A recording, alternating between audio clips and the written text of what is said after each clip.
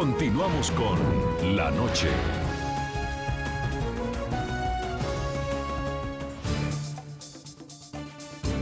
Seis meses después del inicio de las masivas protestas estudiantiles en contra del gobierno venezolano, la oposición reunida en la Mesa de la Unidad Democrática afronta un momento crucial.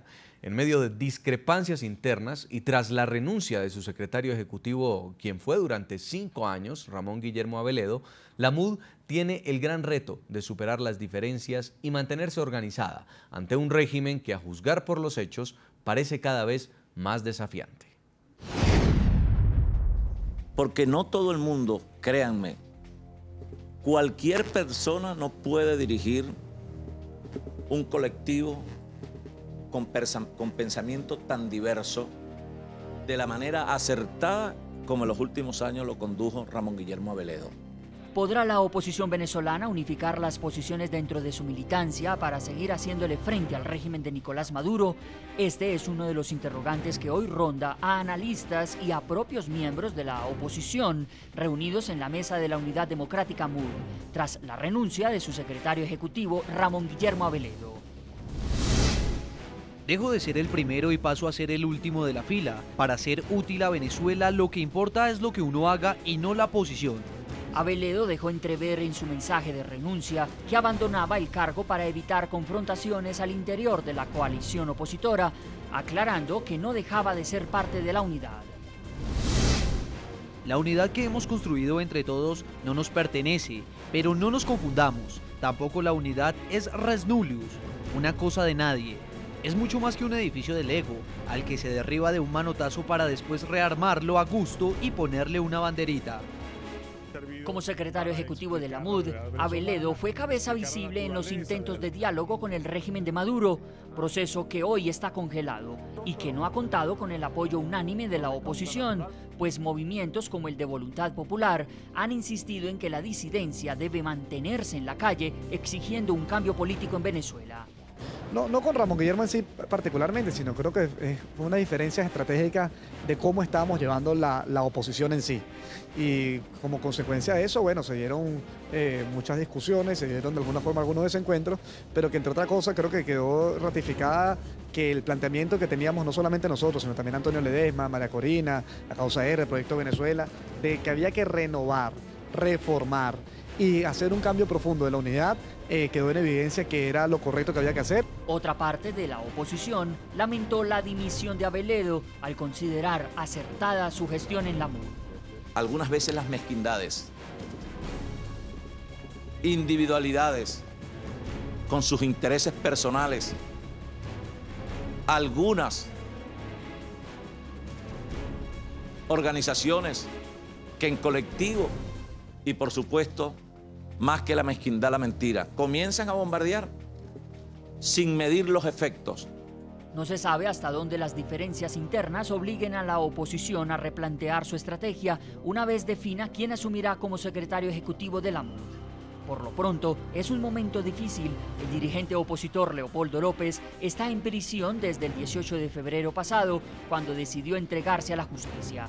Enfrenta un juicio por instigación pública, daños a la propiedad, incendio y asociación para delinquir. Y María Corina Machado, destituida de su cargo de diputada por el régimen, continúa siendo víctima de hostigamientos y agresiones en actos públicos. Tampoco puede salir del país luego de que un tribunal de control de Caracas le dictara esa prohibición, pese a que la Fiscalía asegura que ella no ha sido imputada de alguna acusación formal.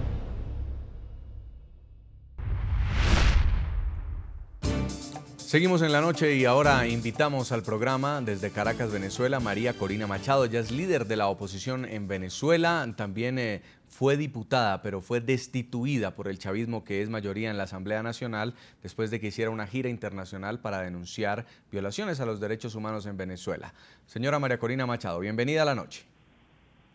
Buenas noches, soy diputada, Jason. Soy diputada porque así lo quiso el pueblo de Venezuela, así lo establece la Constitución, y el señor Cabello no tiene potestad alguna desde el marco legal venezolano para destituir por su propia voluntad a un diputado de este cargo. Justamente vamos a hablar de ese, uno de los casos que se registró durante estos 6 meses con una persona que lideraba la oposición y que hoy todavía la lidera, pero en ese entonces hacía parte de un grupo que hoy está detenido, en otros casos está perseguido y en su caso pues está inhabilitado para entrar al recinto de la Asamblea Nacional. Todos estos hechos que ustedes han tenido que enfrentar después de hablar de que no hay democracia en Venezuela, de decir que los poderes del Estado han sido secuestrados, ¿se pueden categorizar como una persecución política o hacen parte de lo que dice el gobierno, un plan para desestabilizar un gobierno? Bueno, los venezolanos tenemos muy claro lo que está ocurriendo en el país y yo estoy convencida que la comunidad internacional a estas alturas también. Si había serias dudas sobre la legitimidad del régimen del señor Maduro a principios de año, ha quedado evidenciado con su comportamiento en estos meses, con una represión brutal hacia los jóvenes estudiantes, hacia los manifestantes pacíficos, y la represión y la censura en los medios de comunicación que ustedes en el 24 han sufrido en carne propia. ¿Cuál es la naturaleza de este régimen? En Venezuela no hay autonomía de poder, el sistema judicial es utilizado como verdugo del régimen para callar las voces de todos los que pensamos distintos, no solamente los dirigentes políticos como Leopoldo López, que está preso y tratado como un criminal de guerra simplemente por acompañar la protesta ciudadana, o 2 alcaldes que fueron destituidos de una manera absolutamente inconstitucional y están presos también en una cárcel militar, pero una represión contra dirigentes sindicales, contra empleados públicos, contra estudiantes, contra amas de casa, contra periodistas, contra todo aquel que ejerce su voz y su derecho de ser respetado tal como establece la Constitución venezolana y que es violada de manera sistemática por quienes se aferran al poder en nuestro país. Quiero preguntarle por los orígenes de las manifestaciones. La inflación, la escasez de productos básicos, la inseguridad, son problemas que todavía hoy persisten en Venezuela. Sin embargo, pareciera que la protesta de calle se ha debilitado. ¿Por qué? Bueno, de hecho, cuando vemos los últimos años, los niveles de crecimiento de la protesta por razones económicas y sociales en nuestro país había crecido muchísimo. El año pasado fueron casi 5.000 protestas, que para per cápita en Venezuela, en comparación con otros países de América Latina, es muy alto. Sin embargo, se limitaron a ese tema de la reivindicación. La diferencia de este año es que a raíz del llamado de los jóvenes estudiantes, hubo una conexión clara entre los problemas que padecemos y que, como bien usted dice, se agravan todos los días. No solamente una escasez de economía de guerra, o la inflación más alta del mundo, o una salud que está en terapia intensiva porque no hay ni medicinas en los hospitales, pero también esta situación de violencia desatada. Los estudiantes lograron presentarnos a los venezolanos esa conexión entre los problemas que vivimos y el sistema político, la causa y la solución. Y por eso Venezuela reaccionó con esa fuerza, con esa convicción, porque se trata de una lucha ética, una lucha por valores, una lucha por la libertad, por la dignidad. Esa fuerza sigue allí. Estos miles de líderes que surgieron y cientos de organizaciones están en todo el país. Y sí, la represión ha sido brutal y ha habido un reacomodo y un reajuste de la forma de evidenciar el descontento. Pero esa energía y ese deseo de un cambio político profundo, urgente, en el marco de la Constitución, crece cada día en Venezuela. Por este reajuste quiero preguntarle lo que está pasando con la oposición venezolana. Primero, porque hubo una parte de la oposición que aceptó sentarse a dialogar con el gobierno de Nicolás Maduro, un diálogo que hasta el momento no sabemos si sigue congelado, si se terminó para siempre, si a alguien todavía le interesa solucionar por esa vía el problema venezolano, pero pareciera que esto causó una grieta entre la forma como veían quienes salían a la calle a protestar el problema de Venezuela y quienes decidían que sí, que hablando con el señor Nicolás Maduro se podía llegar a alguna salida.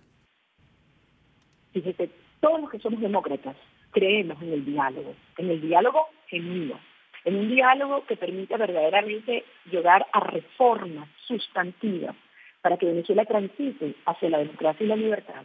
Por eso hablamos de establecer una serie de condiciones previas a aceptar esos términos del régimen.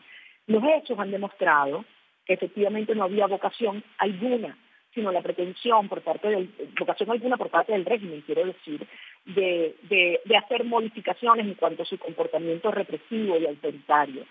Lo que existía era la intención de apaciguar la protesta, de movilizar la calle y de crear internacionalmente la imagen de que había disposición a escuchar a otras partes y a detener la represión. Por el contrario, la represión en Venezuela no ha hecho sino crecer día tras día. Estudiantes presos, sindicalistas perseguidos. La Asamblea Nacional se ha convertido en una inquisición, al igual que la Sala Constitucional, utilizando incluso las fuerzas de seguridad del Estado en estas horas para callar cualquier voz disidente.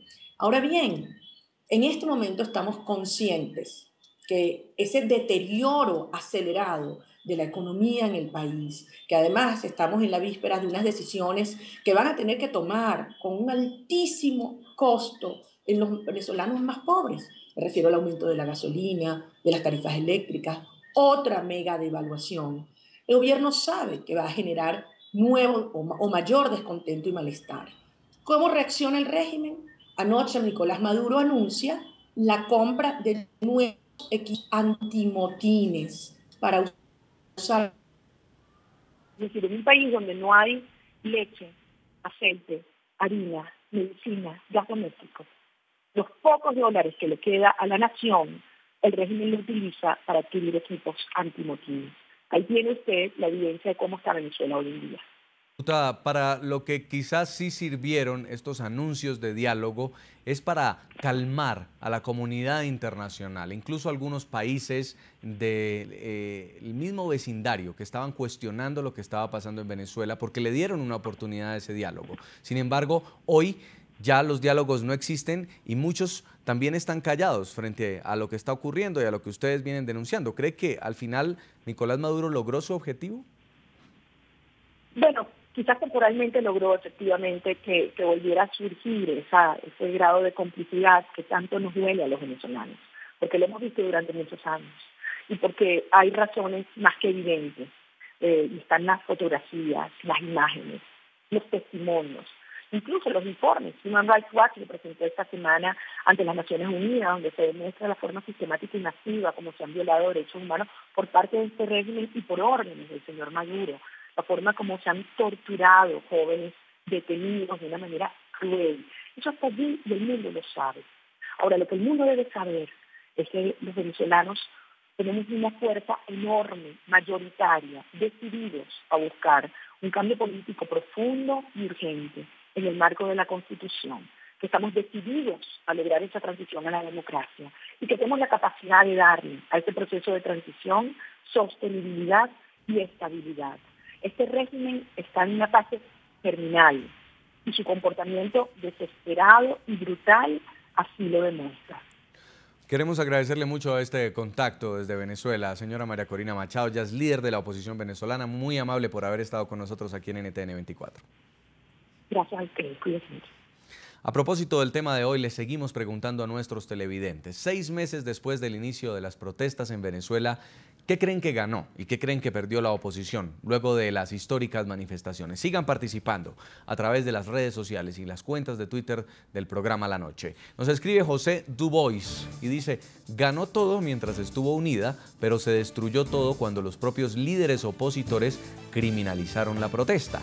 También Gerardo Arias dice: perdió muchas vidas, un líder que sigue preso, oportunidades de protesta eficaces, tal vez por estar preso Leopoldo López. Vamos a la pausa y al regreso estaremos conversando lo que también está ocurriendo en materia de libertad de expresión en Venezuela. Denuncian mordaza, censura a los periodistas que son críticos con el régimen de Nicolás Maduro. Ya volvemos.